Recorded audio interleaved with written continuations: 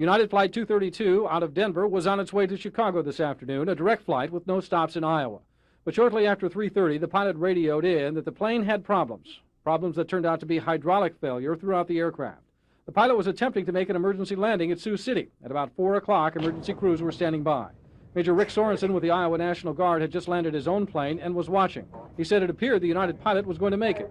But then, probably about 100 feet above the ground or so, maybe 150 feet, hard to say, the airplane began to roll to the right, and it appeared he almost stopped it for a minute, maybe in about a 10 to 15 degree right bank, but then the plane continued to roll to the right and impacted the ground at about the end of the runway, runway 22.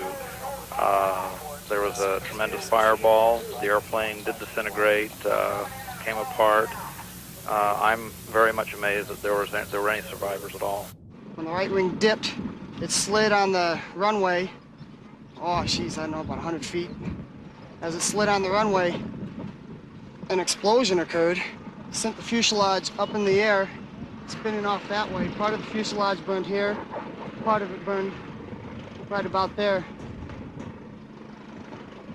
Just amazing, it was awful. The main section of the fuselage remained relatively intact, but it caught fire immediately. It's believed that this is where many of the survivors were sitting in the plane when it crashed.